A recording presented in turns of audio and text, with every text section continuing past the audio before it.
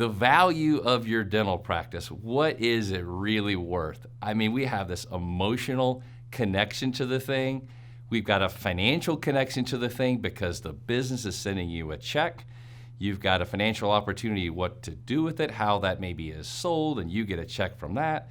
You got an opportunity with taking your life's work and transitioning it over to somebody and maybe even pulling some of the equity out, and that's going to be emotional, and that's going to be financial. There are so many options that are in front of you.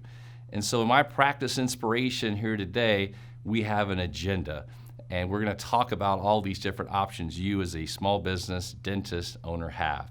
For those of you who don't know, my name is Charles Loretto. I am one of the partners of Kane Waters & Associates, a CPA firm in Dallas, Texas, and we work with dental clients all across the country. We also have an entity called NDP, and that entity helps hundreds of dentists not just value their business, but we help young people buy businesses and also established doctors transition their life's work. So it's very important to me that you understand what a financial plan is. I think because when you own a business that's sending you a check, you need to make sure your finances are in order. We'll certainly talk about the business of dentistry and how they are valued. We'll talk about the opportunity that if private equity was maybe contacting you, what that looks like in your space and what private equity is attractive to. We're going to take a look at this thing called EBITDA, and we will break that down, what EBITDA means, and we'll also break down what the EBITDA is after a private equity group might purchase you and then you work back. So I think that's very important. I can't emphasize enough the emotional aspect of this transition. It's the thing that's going to make it work or not make it work. So the absolute key is just making sure that you're emotionally ready. There's certainly different types of transitions that we're going to do. Maybe it's a transition where you're just going to sell the thing outright. I refer to those as walkaway sales. A transition that maybe in a specialty like perio or pros, where it's a very deep rooted relations with your referring dentist, that we might want to consider doing a stagger, so we transition the business over time. There might be a situation where perhaps you're younger, you can't physically do anymore, and you're going to be there for a while. We might want to create a partnership. So I want you to be able to see the different options for you, and then again, how it's going to impact your emotion and your finance and just seeing the opportunity in these transactions. The other thing I want to make sure is it's not just some, hey, this is how we're going to do it. There's a lot of flexibility in these deals, and I think if you understand some flexibilities, it leaves a lot of room for negotiation. And I think it's very important you understand what you're giving up. So when you sell the business, you're giving up a ton. You're giving up tax planning, pension planning, you're giving up, maybe your wealth. We're going to look at those options for you. And then understanding, kind of wrapping this thing up, is making sure that you've got a transition team in place that's truly going to help you. So when I interview people, and it's what I really want to do, is I think if you just went to someone and say, here's my life's work, and just here you go, and all of a sudden, we're going to charge X amount of money for evaluation. They're going to take your money. You're going to get evaluation. But I think I would challenge you to say, what do you really want? What do you really need? And when I'm doing these interviews with dentists before we transition their business, the first thing I'm asking is about your finances. I'm really getting into that. So I want you to kind of sell me that your finances are in order. I want you to tell me, Charles, I got money parked in 4 to 5 places here, and I've got a couple $1 million put away in my retirement accounts. I got my practice paid off. I got all my mortgage and everything is paid off. I've got $4 or $5 million put away in all these environments, and my spouse and I, we only need around $150,000 a year or $200. But my financial advisor tells me with this amount of money and 4 to 5% that I pull on it, I have exceeded my financial plan, and so I got a checkbox there that your financial plan is working. So from there, we can move on. Now we can talk about just expectations of a value of your business. Now, I think there's these myths out there in dentistry that your value of your business is just some 2 times earnings because you heard some guy, speak on that once upon a time. Perhaps you're in this unique area, you're a fee-for-service practice, and the guy down the street sold for 85% of collections, so therefore that's the number that we're going to use. And they're complex. It's no sense doing this homework thing. Let's just put a number on it, and that's what works for me. When it really comes down to it, a business, in this case the business of dentistry, it's really just 2 main factors. It's profitability and risk. And so the businesses that make more obviously are going to value more. The businesses that have the least amount of risk are going to be the ones that value more, as well. And so when we're valuing a business, either at NDP that we've done, hundreds of these types of valuations, or if we're working with a buyer or seller, we're assessing the risk. If a private equity group is looking at your business, they're looking at these subjective risk factors. If a bank is looking at your practice, they're looking at all these same subjective risk factors. This is based on location. It could be if you have a young patient base, an older patient base, if it's an insurance-driven or fee for service, what your fee schedules are. Senior doctor is going to stay on for X number of years. Senior doctor passed away, 3 or 4 months ago. Is it a endodontic or a prosthodontic practice, and this is our competition in the area? There's so many different factors that you have to think about when you're transitioning a business, or in this case, when you're valuing it. So there's 2 types of valuation models that are used. The one most commonly is what's called the income approach. Very, very simple way to look at this is the income of the business the last 3 years did $1 million, $1 million, and $1.1 million. It made 500, 500, and maybe it made 550. So the business has consistency and a little bit of growth. What you're basically doing is looking at those last 3 years, and we're coming up with, is the business flat? Is it going down? We have a little bit of increase, uptick going up. So you take a look at these years and come up, and this is part of that risk and part of that cash flow, and you're assigning a value to this business. And this is the one most commonly used in dentistry. It's the income approach.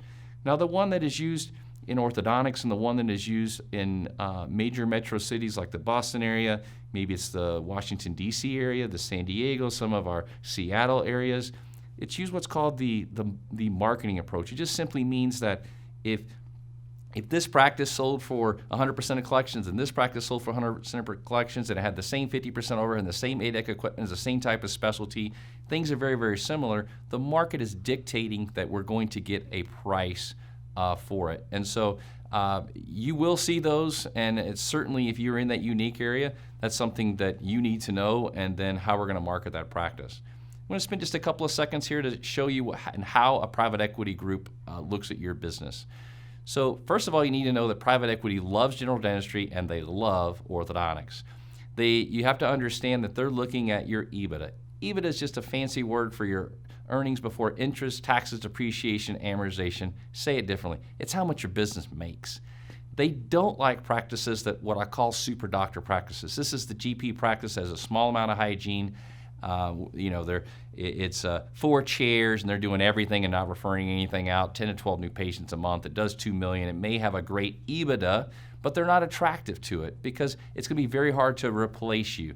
They love practices that may be the good old-fashioned crown and bridge practices that are maybe 40% of the practice is hygiene. A lot of things are referred out, and you have high supply costs and high lab costs. They see this as an opportunity, because it's in a major metro city, that they can buy your practice, have you work back, and then basically employ some associates in there that can replace the dentistry that you're doing. So they love these big cities. And when you really think about this, and I've said it before, is the private equity kind of analysis is the same analysis that a normal bank and the same analysis that a normal buyer or the same analysis in this case as a valuation group is going to look at. In the end, it's profitability and risk.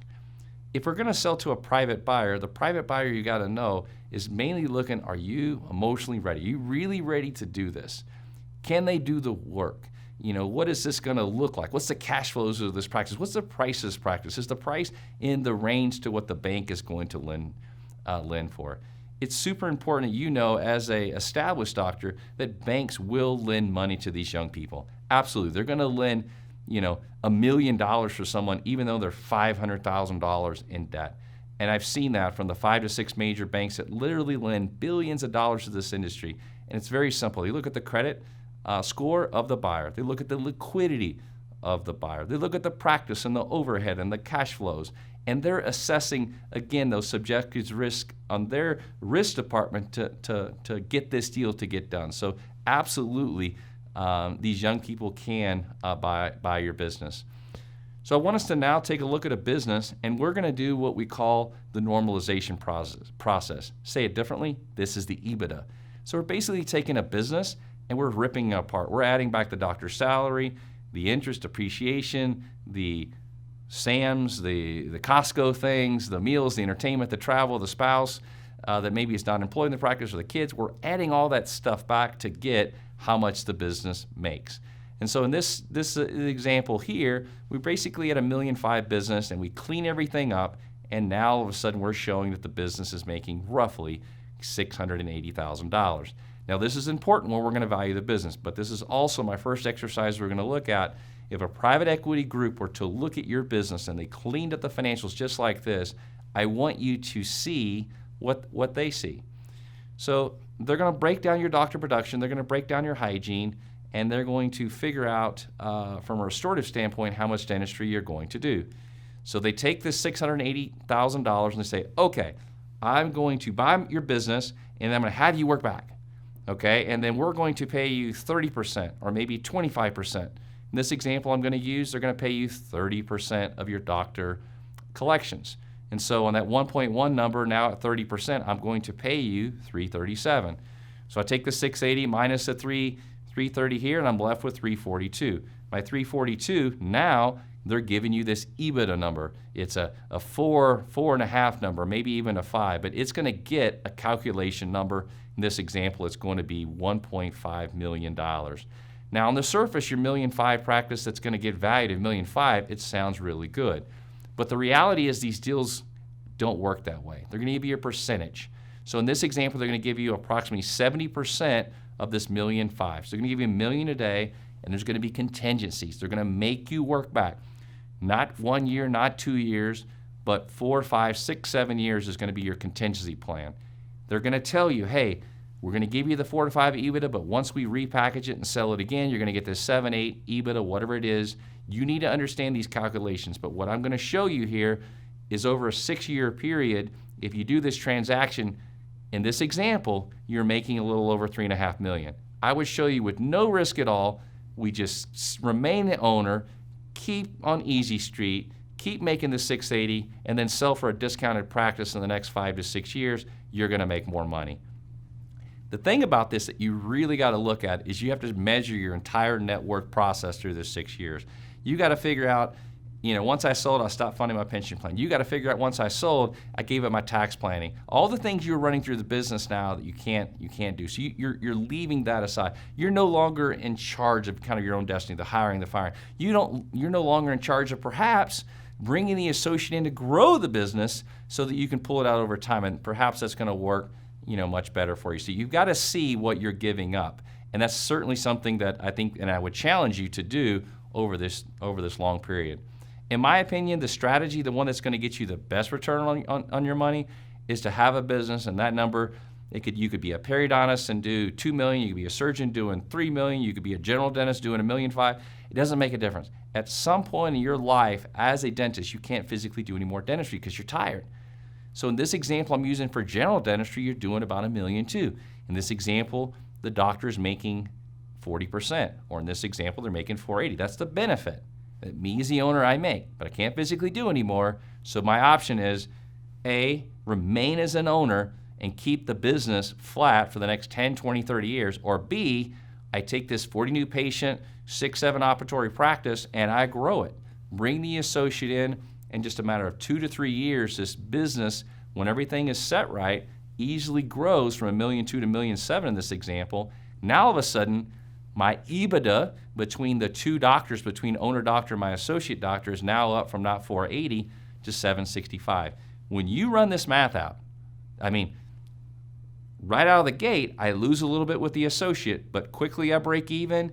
Over time, I'm making money on the associate. Over time, I pull the equity out of the business, and that's helping with my financial plan. I still remain the owner. I still make good money. I'm still tax planning, still pension planning. I'm still building my net worth. It's my opinion, it's our firm's opinion, who has done this 1,000 times, that this strategy is one of the best things you can do to pull the equity out and kind of control your own destiny. So super important to have a team. Your financial plan we talked about, making sure your financial plan is in order. Making sure if you do bring a consultant in, or if you bring the associate in, perhaps you might need a consultant, maybe on communication. You might need a consultant in for a new patient or marketing to make sure this practice is going to take off. Make sure you're working with a dental-specific attorney that knows how to put partnerships agreements together that deal with death and disagreement, how you're going to split the money. There's going to be very important. We have very specific people that are helping you through this process. Self-serving, we're a dental CPA, so making sure you have a dental CPA that has done these transactions literally hundreds of times. A dental transition consultant, so it's not just going to a broker and putting a price on a practice and just, hey, sell at the end, because that's the easiest for them. There's a lot of creativity in this event, and I think it's something that you should further explore. Self-serving message here, we have done this many a times, and so if there's something you want to look at from a tax or pension or investment, does this make sense for you? Then we would do a complimentary call with our Kane Waters team. If you feel you have a really good financial plan in order and want someone from a consulting standpoint just to look at your transition plan, this is our affiliate arm, NDP.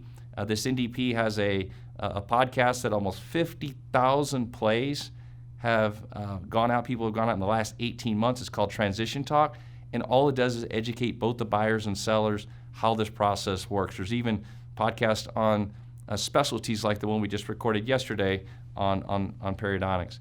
So let's wrap it up. Make sure that we hit everything. We certainly talked about making sure your financial plan's in order before you do it. We talked about different valuations. We've got the market. We've got the income approach. We talked about private equity, and they're in our space and how they were going to attract. The one thing I would tell my periodontists and my surgeons, my endodontists, my prosthodontists, they're not as attractive to you. They like my GPs and they like more orthodontists. We talked about our EBITDA calculations and the EBITDA calculations after doctor, some of those multiples and some of those options that they're going to have for you. And the strategies on transition are going to be your walk away, just throw the keys and we're done. We're going to have perhaps a partnership that's going to be a long period of time, or maybe it's a staggered sale. When and how to negotiate a deal, making sure if you find the right buyer, understand if it's the right one, we may have to give a little bit. They're going to have to give a little bit as well. And just making sure you surround yourself with a really good team, because I'm just telling you, this is an emotional road, absolutely emotional. It's going to impact your finances. It's going to impact the opportunity of what your finances could be. In the end, I'm telling you, it's my experience. You care about your team. You care about the transition of them to the right person. You care about your patients, and you care about the legacy that you built. And I would say do not take this road lightly. Let's build a plan around it. And if you do that, I'm just so confident that it's going to be so fulfilling in all three phases that we talked about. So I hope you enjoyed this practice information. It's certainly fun for me. And we've got great resources if you need it. Have a wonderful day.